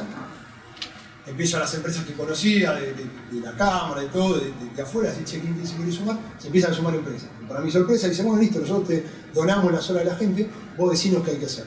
Empezamos a juntar las partes, como diríamos en cualquier desarrollo común y corriente, esto funciona igual. Paso muchísimo tiempo, porque si no es muy difícil. Al día de hoy, todo esto que ven acá, que son 16 apps, ustedes se la pueden bajar gratis de cualquier store, de cualquier store, no, del Google Play. La mayoría, hoy todas están desarrolladas en Android por un tema económico, porque básicamente de Android lo saben muy bien, ustedes tienen un montón de dispositivos, del lado de iOS tienen 2 dispositivos, el teléfono y la tablet. Estamos pasando a iOS igual, esto creció muchísimo. Bueno, y me encontré, si se quiere, liderando un proyecto que me dio 3 millones de satisfacciones. Pasaron 5 años de esto. Les voy a contar, hoy tenemos, este es un detalle que es muy importante, hoy tenemos 90.000 descargas. Tenemos 92.000, porque la última que largamos, que es la que está allá, que se llama LSA, Lengua de Señas Argentina, empezamos a trabajar con Fundasor, con el chico sordo. Increíble, la aplicación que es un montón. En 5 días, hoy a la mañana clavó 2.000 descargas, 2.000 descargas. Lo pongo en contexto, a mí me ayudó un montón. Yo cuando nos sentábamos me decía, ¿cuándo tenemos? 50.000 descargas. Claro. Supongo que a usted le pasa. Preguntado, 3 millones. No sé que el preguntado tenga 3 millones, nosotros tenemos 10 apps y clavamos 50.000. El año pasado, y esto es algo que yo lo relaciono muchísimo con la empresa. A mí algo que me fascinaba, y me fascina hoy también, pero hoy ciertas cosas que ya la viví. Siempre algo que me fascinó cuando armamos la empresa es la imprevisibilidad. Me encanta, la sorpresa. Que pasen cosas que yo no imagino. Que me llame, por ejemplo, qué sé yo, la primera vez que me llamó Western Union para trabajar, o la primera empresa grande, dije, pará, se está llamando una corporación para trabajar con nosotros. Yo me voy a reunir con el gerente de sistema y eso a mí me encantaba. Me encantaba. Es esa adrenalina, porque también me daba miedo, pero a mí eso me fascinó siempre. Yo lo volví a encontrar, porque supongo que entré en esa famosa zona de confort que vos nombrabas y más de ese momento, y yo lo encontré con el proyecto. Ahorita es alucinante. Es alucinante. Que a mí venga Fundasor, que no tengo ni idea de los chicos sordos, esto es muy largo, pero digamos, que venga Fundasor un día el año pasado y me diga, ¿sabes qué? Le mandé un mail. No es que no le digo que segundo mail. Tercer mail, recibo un Word. Abro el mail, estaban en ese momento las 10 aplicaciones, 12 aplicaciones que teníamos, un cuadrito en Word, 7 páginas en Word, y me decía al lado de cada aplicación que ellos la usaban con los chicos sordos, todas las cosas que ellos creían que podíamos cambiar a la aplicación para que los chicos sordos les funcionen mejor. En esto me voy a emocionar un montón de veces, me emociono fácil. Claro, cuando veo eso lo llamo. Digo, bueno, vengo a la oficina. Estamos en la oficina. Viene la gente de Fundasor, son todas entidades padres, ¿no? Y viene una chica que se llama Anaí, que está... acá puedo mandarme barbaridad. El otro día hablé con el psicoterapeuta y no puedo decir nada de más porque... Pero creo, no sé, se dice verbalmente olarizadas, son las que te pueden leer los labios, ¿viste? Que no son sordos totales. O son sordos totales, pero pueden hablar más allá de la lengua de señas. Entonces me dice, bueno, empezamos a hablar, digo, ¿qué? Primero que te surge. A las aplicaciones que tenemos le agregamos la lengua de señas, un cuadradito con la lengua de señas. Ya se van a sentar enfrente mío. Si no, Pablo, eso no sirve. Porque, ¿viste cuando Cristina pone abajo? La lengua de señas es una lengua, no es un lenguaje. Nosotros tenemos lenguaje castellano. El lenguaje no es solamente la forma en que hablamos, sino los gestos que hacemos, la forma en que pensamos. Esto es una lengua, tiene una estructura propia. Y me dice, la lengua, cuando me ponen el cuadrito tan chiquito, no es que solamente la lengua son las manos. Existen otros símbolos que se llaman símbolos no manuales. Es lo mismo que si a mí, no sé, ella me dice, me invita a salir. Y me dice, Pablo, ¿querés salir? Y yo te digo, sí, sí, sí. O si te digo, sí. Estoy diciendo sí, pero claramente estoy diciendo dos cosas diferentes. Él me dice, no sirve. ¿Y qué hacemos? Y me dice, no, lo único que serviría es que vos cada aplicación, cuando yo aprieto un botoncito, vos me la muestres en toda la pantalla. Eso en términos de diseño es malísimo. En términos de diseño de una app es malísimo. Empezamos a hacer así. Construimos la aplicación. Este año sacamos 2. La primera que fue La primera que fue esa, a ver si les quiero mostrar esto. ¿No? Esto me llegó, esto resume muy bien por qué hacemos el proyecto y me voy a emocionar de nuevo porque esta no la leí nunca, es la primera que la leo. Me acaba de llegar hoy este mensaje a Facebook. No me digas que me borras. Me llegó hoy, cuando me llamaste vos, hace 3 horas. Analía Campán, hablando de esta aplicación que les conté recién. Me voy a emocionar, esa es la marca. Excelente app, pone. Ayer la descubrí, la publicamos hace poquito. Anoche la descargué y hoy ya la usé con mis alumnitos sordos. Les encantó. Soy profesora de sordos en la escuela 2012 de la ciudad de Santa Fe. Especial para niños sordos e hipoacúsicos. Y hace unos años me desempeño en el taller de informática. Estoy siempre a la búsqueda de nuevas herramientas tecnológicas. Muchas gracias por estar. Estas cosas, que yo les cuento otras, les puedo contar otras, digamos, tiene que ver, entre otras cosas, por qué hacemos el proyecto. El proyecto está netamente relacionado a la tecnología. Conté y me quedé en la mitad cuando el año pasado me llama hablando de las descargas, para que ustedes tengan una idea de lo que significa el proyecto. Me llama un Andrés Rousseau, que conocí después, un doctor del CONICET, y más o menos, esto lo cuento porque se publicó este año una nota de la Nación, lo publicó él.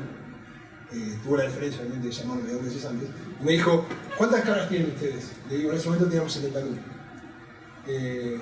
Y yo contándolo como diciendo, bueno, tenemos 70.000. Es un montón, Pablo, eso me dice. Pablo, eso es un montón. De hecho, a los 15 días fui a lanzar al CONICET. Al CONICET. Bueno, el flaco publicó una nota, se la resumo, diciendo, nosotros relevamos 2 años de trabajo, con un equipo de trabajo, yo no sabía que tenía, relevamos algo así como 160.000 apps en el mundo desarrolladas en términos de salud, de las cuales uno puede considerar que el 10% son o están relacionadas con salud mental, que sería lo que nosotros hacemos. 16.000 aplicaciones. Y él dice, de esas, creo que dijo, no hay más de 100 que tengan 1000 descargas. No hay más de 100 que tengan 1000 descargas. Y dijo otra cosa, el título de la nota es otro. El título de la nota es algo así, no recuerdo perfecto, después lo encontrar. Diciendo que el gran problema que tienen las apps es que no tienen, y es real eso, no tienen sustento científico. Él pone como ejemplo, lo cita Mariana Tapela, que se ve con FDB, que es una empresa en la que participa, él pone como ejemplo al Proyecto DANE. Porque el Proyecto DANE es de los pocos únicos proyectos que tienen las empresas por un lado que lo desarrollan, pero por otro lado, la que define la parte funcional, así como nos sentamos con un contador, nos sentamos con el área de finanzas, lo define la ONG. Ellos son los psicoterapeutas, son los padres, ellos son los que definen lo que definen. Por ahí no quedó claro, pero esto está desarrollado por varias empresas. Sí, claro, sí, por varias empresas, y es un proyecto que todos hacen ad honorem. O sea, acá no hay ningún tema. Acá está, mira lo que dice Rubén, que tiene mucha razón. Condición sine qua non, las aplicaciones son gratis. Sí. Como dice Rubén, esto es lo primero. Estas son algunas de las que participan, de todas las asociaciones que participan. Hay asociaciones, hay colegios, hay universidades, porque después ¿qué pasó? Cayeron las universidades y dijeron, mira, me encantaría que los alumnos en la tesis o en la materia final desarrollen las aplicaciones. Hoy las aplicaciones están desarrolladas 60-40. 60 por empresas, 40 por universidades. Y acá está lo que dice Rubén. Estas son todas las empresas. Siempre digo lo mismo. IBM, multinacional. Global, 5.000 y pico de personas. Infinitisoft hizo 2 aplicaciones. Fue la primera, son 10 personas. Ahora que lo uso más, 10 personas es una empresita de Morón. Iber, 50 personas. No importa, no hay tamaño. Digo, sería otro capítulo decir lo que generan los chicos cuando generan las aplicaciones, cuando van aprobando a los colegios. Uno ni loco lo hace por eso, digamos, pero está bueno decirles porque es una palmadita, como digo yo, y es decir, uno va por el buen camino. El año pasado recibimos de parte de la legislatura de la Ciudad de Buenos Aires, fuimos declarados de interés nacional, por la Cámara de Diputados, recibimos unos cuantos premios. ¿Qué es lo de menos? Sí me los premios, no me quiero mentir para decir, che, bueno, evidentemente hay algo que va por la carrera. Y eso también. Sí, yo pienso que sí. Para explotarlo a nivel de otros países, ¿se está haciendo o...? Hoy tenemos 2 aplicaciones. Una la estamos haciendo con una universidad que se llama Universidad del Centro en Barranquilla. Y sí, y algo estupendo. Este año empezamos a hacerlo con una universidad, que no me acuerdo el nombre, en Cochabamba, en Bolivia. Es alucinante. Hicimos conferencia con los alumnos de la universidad. Y eso lo que están haciendo es pasando una aplicación que se llama Super Apps, que es para aprender a ir al supermercado, que es algo que a los chicos con discapacidad intelectual les cuesta mucho. ellos lo están pasando a iOS y lo están haciendo en boliviano, que no es lo mismo que argentino. Los chicos en general, yo lo vi y no lo voy a contar ahora, estas aplicaciones tienen unas cuantas características que si yo no se las cuento, por lo menos mi experiencia, yo no tenía ni idea de que existía. Pero por ejemplo, los chicos, una sola les cuento, son muy literales. Entonces, son muy literales. Si yo digo que le pongo a Rubén Miñón, que por ejemplo puede ser tu papá, papá de él no es Rubén Miñón. Entonces no tiene concepto de papá. Su papá soy yo, entonces tiene que estar mi foto. ¿Entiendes? Cuento siempre el mismo caso. Si vos le haces un auto que queda muy lindo, con un dibujito, con 2 ojitos, él cuando sale va a buscar el auto con los ojos en la calle. Y no lo va a encontrar. Entonces las aplicaciones tienen fotos, que queda muy mal en una aplicación. Tiene letra mayúscula, porque es la única que ellos leen, en el mejor de los casos. Queda muy mal en las aplicaciones de letra mayúscula. ¿Sí? Pero digo, las aplicaciones de letra mayúscula. Entonces, el viernes fui a la Universidad de María Mercante, si quieren cerremos ya, y me pasó algo alucinante. Ya me había pasado cuando iba a la charla TED, pero termino de contar, tengo tiempo limitado, me cuento para que te cuento algunas. Psicoterapeuta. Entonces, fue muy lindo. Sale una psicoterapeuta y me dice, no, yo las uso hace 3 años las aplicaciones. Aparte de lo que decís vos, Pablo, está muy bueno porque las aplicaciones están en argentino. Están en argentino, no están en castellano. Dicen auto, no dicen coche, o dicen los nombres como nosotros se lo decimos. El dibujo de Superap tiene una tita, tiene una rodilla, tiene un tiburón geográfico. No tiene la imagen. Hablamos con Kraft para que Kraft nos permita poner la foto del producto. Cosas triviales. Cosas triviales. Las aplicaciones, un día la vamos a probar. Siempre cierro con algo más. Por eso es tan difícil también que lo bajen en cualquier país, por el texto, por Sí, lo que dicen, por la traducción o cosas así. Claro, él me pregunta que por eso es difícil que eso se use para varios países. ¿Qué estamos haciendo ahora? Usted lo va a entender, lo estamos parametrizando. La lengua de señas es argentina nada más. No funciona en Bolivia, es diferente la lengua de señas. ¿Sí? Eso es muy duro. Es muy duro cuando yo me enteré por qué es diferente, porque al chico se los escondía. Como un chico que es sordo no tiene ninguna faceta física. Acá nos estamos metiendo otras cosas que no tienen nada que ver con el cuidado. Pero digo, bueno, los escondía. ¿Cómo? Claro. Yo tengo un hijo que es sordo. En los años 80, yo le decía a mi hijo, Santi, vení caminando conmigo, pero no digas nada, te hagas nada. Entonces solamente se expresaba en su casa. Por eso la lengua de señas argentina es diferente en algunas provincias. Es mínimo, se entiende. Pero digo, en los países es diferente. ¿Qué estamos haciendo? La que hicimos ahora la estamos parametrizando. Porque lo único que cambia es, la aplicación tiene fotos, en este caso de animales. Bueno, tenemos un video para Argentina, mañana le ponemos el video para Bolivia. Que es lo que queremos hacer. Y será, no tengo idea cómo se llama, pero lengua de señas, Bolivia. Y cierro con esto. Alguien el otro día, la primera aplicación que hicimos es esta, que tiene algunas cosas que no van, porque ven que son dibujos realistas, los más realistas pero son dibujos. Esta la hicimos boliviano. No me la escuchaste. La universidad me acompañó un montón en el proyecto. De hecho fuimos juntos a la universidad. En un momento vamos a probar esta aplicación. Esta aplicación trabaja con las emociones. Es un gran tema para los chicos que tienen algún tipo de TG, tantismo, hay que arrastrar a Tuli, simple, hay que arrastrar a Tuli y decir, ¿cómo está Tuli en la plaza? Tuli está contento, o sea, está llorando, está contento o está preocupado. Entonces la vamos a probar. Con un chico que tenía, en ese momento tenía, no, en ese momento sí, pero digo, el chico que estaba en ese momento tenía 5 grados. Entonces agarra la tablet, 10 pulgadas, agarra así, y dice, Tuli, ¿cómo está? Contento. El tipo la pegó, arrastra. Nunca nadie nos había dicho que es muy común en los chicos con discapacidad intelectual tener problemas de motricidad fina. ¿Qué pasa? Él llegaba hasta acá, soltaba. El 99% de las aplicaciones que ustedes pueden ver, nunca se dieron cuenta de eso, yo tampoco. Vos soltás y vuelve a lo que salió, en tema de desarrollo. Nos hicimos los salames, no aplicar el PIB. Sí, no, ¿qué pasó? No nos dimos cuenta. Salimos en el IBM, salimos de acá.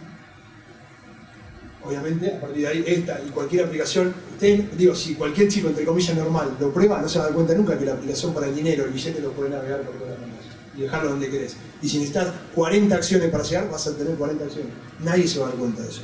Ahora, y esta frase está buena para saber. El otro día, antes que yo, expuse una chica en la María Mercante y dijo algo que me pareció extraordinario. Yo lo decía de otra manera, pero ella dijo, muchas veces estas diferencias, para las personas normales, decía ella, son solamente diferencias. Ahora, para las personas con alguna discapacidad, la diferencia es entre poder usar la aplicación o no poderla usarla. Es tan duro como eso. Entonces digo, podría contar 10.000 experiencias. nos metimos en esto, ellos usan la tecnología, esto derivó en una fundación, no voy a contar, el año pasado armamos una fundación que se llama Fundación TIC, Tecnología e Inclusión, donde tenemos otras cosas que hacemos con otra gente, dar cursos que hace la gente de la UAL, dar cursos de, bueno, esto Rubén un montón, pero dar cursos de testing en barrios carenciados, lo metimos dentro de la fundación, estamos ayudándolo a ellos, pero bueno, a esto le pongo la misma pasión, lo que pasa es que también debo ser honesto, cuando uno recibe este tipo de mensajes, uno tiene que ser de piedra para no ponerle, porque este mensaje, y también hay un montón, a veces hay un montón de esperanza, yo creo que exagerada, pero es así, esperanza depositada en estas cosas. Que podría contarles más de uno, pero digo, yo adoro la tecnología en todos estos términos y creo que en términos de inclusión, en términos sociales, y sí les cargo algo, digo, nosotros, siendo de ingeniería, siendo de tecnología, tenemos una responsabilidad muy grande. Yo soy de los que sostengo que la mayoría de la población, no quiero dar números, pero el 95% de la población o más, no tiene ni idea. O sea, esta es mi impresión. Cuando yo voy a hablar, sobre todo en otros ámbitos, por el proyecto sobre todo, haga estas diferencias software. Y por ahí, no sé si les pasa, yo asumo, hay cosas que son humo, hay cosas que asumo que todo el mundo la entiende, ¿no? Y yo creo que tenemos que estar acá, tenemos que estar ahí, tenemos que estar con la tercera edad, hay un montón de cosas donde nosotros podemos hacer, cada uno de su lado. Venimos a decir que nosotros con la tecnología somos privilegiados. Entonces, bueno, en diferentes momentos de la vida, como decíamos antes, hay momentos para hacer esto también, por supuesto que hay momentos. O usted arranque con una empresa, no me imagino que se pongan a hacer esto, muchachos. O sea, yo a veces digo eso, no se puede. Cuando de fútbol, cuando Marcelo Bielsa, me acuerdo que dejó el seleccionado, le preguntaban, ¿por qué lo dejó Marcelo? Y levanté la mañana y no tenía nada. Son muy pocos, yo lo adoro a Marcelo Bielsa, pero son muy pocos los privilegiados que pueden decir eso. Digo, yo hago esto porque llevo 10 años de empresa y porque me puedo dar el lujo de hacerlo. Pero si alguna tiene la posibilidad. Bueno, vamos